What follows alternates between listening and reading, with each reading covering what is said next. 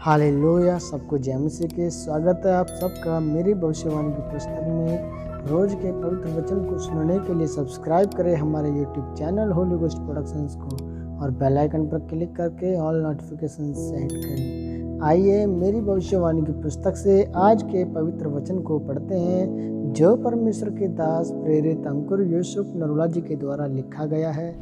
आज का पवित्र वचन भविष्यवाणी क्यों होती है। जिस तरह 1 कुरिन्थियों की पुस्तक अध्याय 14 के 3 में लिखा है, परंतु जो भविष्यवाणी करता है वह मनुष्यों से उन्नति और उपदेश और शांति की बातें कहता है। मेरे प्रियो, बाइबल में लिखा है कि भविष्यवाणी किसी के मनोरंजन के लिए नहीं है और न ही किसी को प्रभावित करने के लिए है। भविष्यवाणी इस बात का सबूत है कि प्रभु यीशु मसीह एकमात्र जीवित परमेश्वर है, जो आने वाले समय को जानता है और आप सबको अपने पापों से तौबा करने की ज़रूरत है।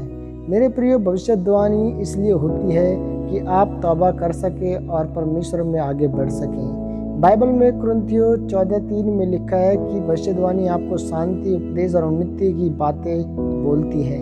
आपको यह मालूम होना चाहिए कि परमेश्वर की हजूरी चर्च में है, और अगर चर्च में किसी के लिए भविष्यवाणी हुई तो वह आपको यह बताने के लिए है कि प्रभु यीशु मसीह जीवित परमेश्वर है और आपको अपने पापों से तौबा करनी है, और जो कमियां आपके जीवन में अभी भी हैं उन्हें छोड़कर परमेश्वर के साथ जुड़ना है। अगर हम बाइबल में योना नबी के बारे में पढ़ते हैं तो लिखा है कि परमेश्वर ने योना से कहा कि जाकर नीनवे के लोगों को यह भविष्यवाणी कर कि उनकी बुराई मेरी दृष्टि में बहुत बढ़ गई है। परमेश्वर के कहने का मतलब था कि अगर वह लोग अपने पापों से मन नहीं फिराएंगे तो परमेश्वर उन्हें नष्ट करेगा।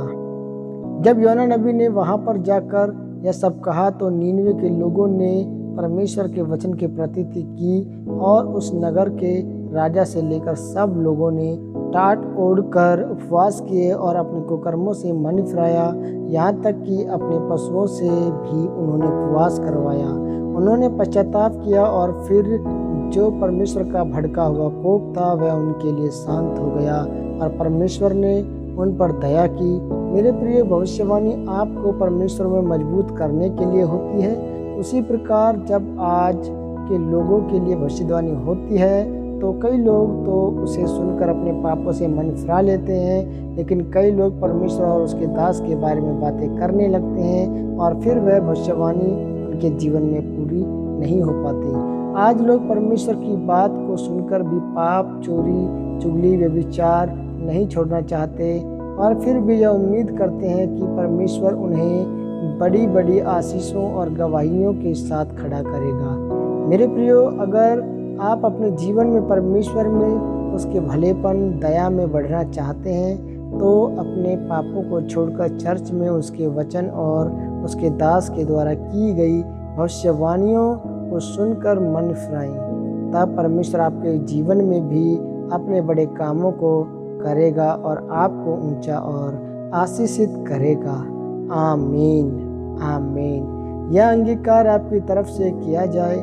सर्वशक्तिमान परमेश्वर, इस वचन के लिए मैं आपका धन्यवाद करता हूँ। पिता, मैं अंगीकार करता हूँ कि मैं हर एक पाप को छोड़कर तौबा में जाऊँगा और आपके वचनों की प्रतीति करूँगा और आपके नाम को ऊंचा करूँगा, प्रभु यीशु मसीह के नाम में। आमीन, आमीन, आमीन। सबको जय मसीह की। God bless you, all of you.